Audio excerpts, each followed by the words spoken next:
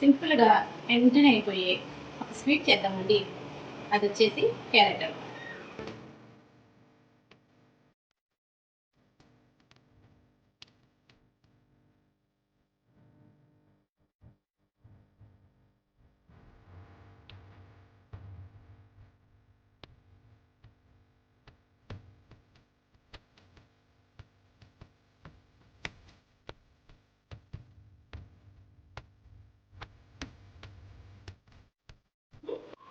Hello అండి, నేను మహాలక్ష్మి. ఈరోజు మీకు టేస్టీగా ఉండే స్వీట్ చూపించేస్తాను. అది వచ్చేసి క్యారెట్ హల్వా. క్యారెట్ హల్వాకి ముందుగా క్యారెట్లని శుభ్రం చేసుకోండి. కేజీ క్యారెట్లు అయితే తీసుకున్నాను. క్యారెట్లని మిక్సీ పెట్టుకుందాం. ఇలా సన్న సైజు ముక్కలుగా కోసేసుకోండి. సన్న సైజు ముక్కలుగా కోసుకొని ఇలాగా పేస్ట్ పట్టుకోవాలి. క్యారెట్ హల్వా కోసం క్యారెట్లని ముందుగానే తురిమేసి పక్కన పెట్టేశాను. దీంట్లోకి కొద్దిగా బాదం పప్పు కన్నా కొంచెం జీడిపప్పు తీసుకొని ఈ రెండు కలిపేసేసి మిక్సీ పట్టుకోవాలి. పౌడర్గా డ్రైగా చేసుకోవాలి పౌడర్. ఇంకా లేట్ చేయకుండా క్యారెట్ హల్వా ఎలా చేయాలో చూపించేసాను. స్టవ్ చేసుకుని కళాయి పెట్టుకుందాం. మిక్సీ పెట్టుకున్న క్యారెట్ మిశ్రమాన్ని పెనంలో వేసేసుకుందాం. క్యారెట్లో వాటర్ శాతం ఎక్కువగానే ఉంటుందండి, అందుకని మాడిపోదు. ఇలాగా తిప్పుకుంటూ ఉండండి, క్యారెట్ మగ్గిపోతుంది.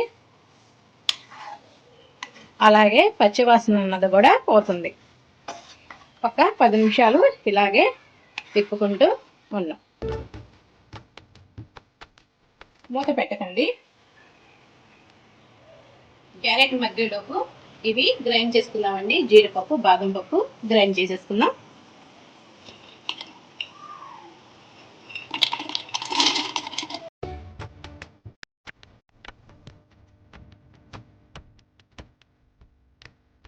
ఈ విధంగా పొడి అయితే సరిపోతుందండి. క్యారెట్ బాగా మగ్గిపోయిందండి. చక్కగా వాటర్ ఏమి పోయలేదు. క్యారెట్లో ఉన్న వాటర్తోనే చక్కగా మగ్గిపోయింది. చూసారుగా, ఈ విధంగా మగ్గిపోవాలి. పచ్చివాసన కూడా అప్పుడు పోతుంది. క్యారెట్లో పచ్చివాసన ఉంటుంది కదా, అది కూడా పోతుంది. ఇప్పుడు చూడండి, ఏమాత్రం వాటర్ లేదు కళాయిలో, మీకు కనిపిస్తుంది. ఇది ఎలా అంటే చక్కగా ముద్ద అయిపోయింది. చూసారా? మీకు పంచదార స్వీట్కి కొలత కావాలి అంటే కేజీ క్యారెట్లకైతే 1/2 కిలో పంచదార తీసుకోండి. ఎందుకంటే క్యారెట్లు కొంచెం తీపిగా ఉంటాయి కాబట్టి మనము పంచదార అనేది కొంచెం తగ్గించి వేస్తున్నాం. మీరు తర్వాత కొద్దిగా తినన్నా చూసి మీకు పంచదార సాలకపోతే కొద్దిగా యాడ్ చేసుకోండి. ఓకేనా? నేనైతే 1/2 కిలో పంచదార అయితే వేస్తున్నాను.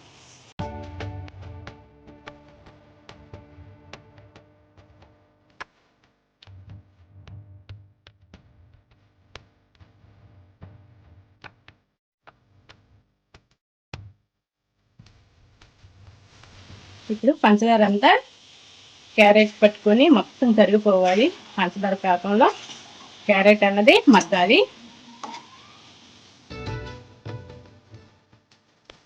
దీంట్లో ఎలాంటి ఫుడ్ కలరు వేయనవసరం లేదండి.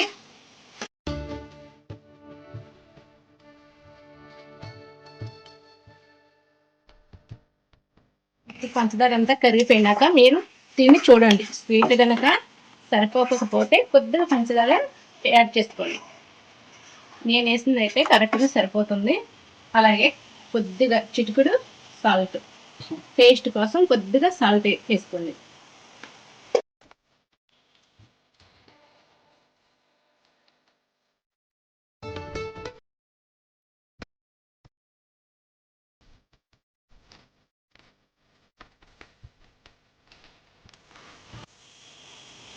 ఇప్పుడు పంచదార వేస్తాం కదా, పంచదార మొత్తం కరిగిపోయింది. ఇప్పుడు చిక్కటి పాలండి, కొద్దిగా మరిగించాలండి, దగ్గరగా మరిగించాలి. ఇప్పుడు ఈ పాలని అంటే కాచి చల్లార్చిన పాలని పోసేస్తున్నాం. మేగడ కట్టిన పాలు, క్యారెట్ మొత్తం పాలల్లో మగ్గాలి, పాలల్లో ఉడకాలి క్యారెట్ మొత్తం. మనం ఇందులో కోవా ఏమి వేయట్లేదండి, పాలు పోసుకున్నాం కదా, సరిపోతుంది. మంట కొద్దిగా మిడిల్లో తగ్గించండి. ముందుగా మిక్సీ పెట్టుకుందాం కదా, జీడిపప్పు బాదం పప్పు పౌడర్ని కూడా వేసేసుకోవాలి.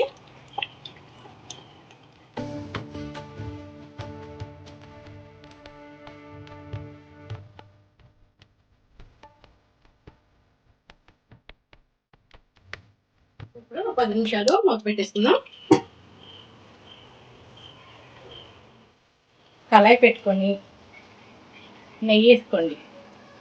ఎండు ద్రాక్ష జీడిపప్పు వేసుకోవటానికి నెయ్యి వేయండి. ఇంతవరకు నేను స్వీట్లో నెయ్యి వేయలేదు. జీడిపప్పు ఎండు ద్రాక్ష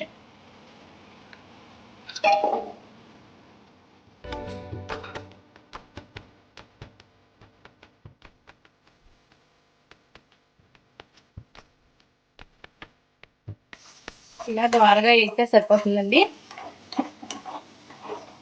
ఇప్పుడు డైరెక్ట్ స్వీట్లో వేసేస్తున్నాం.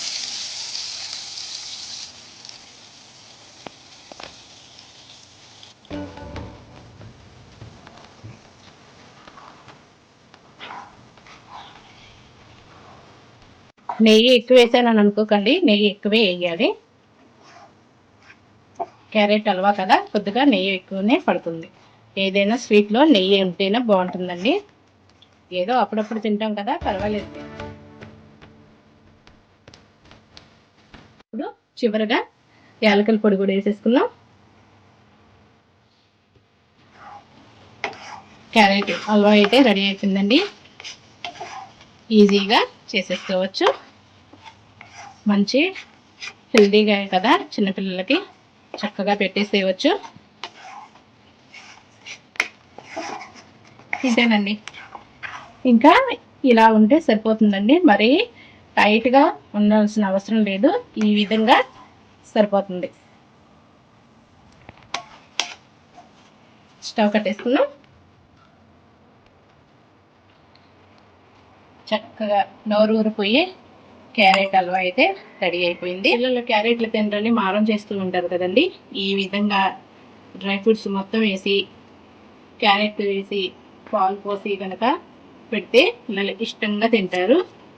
వద్దు అనకుండా చక్కని తినేస్తారండి.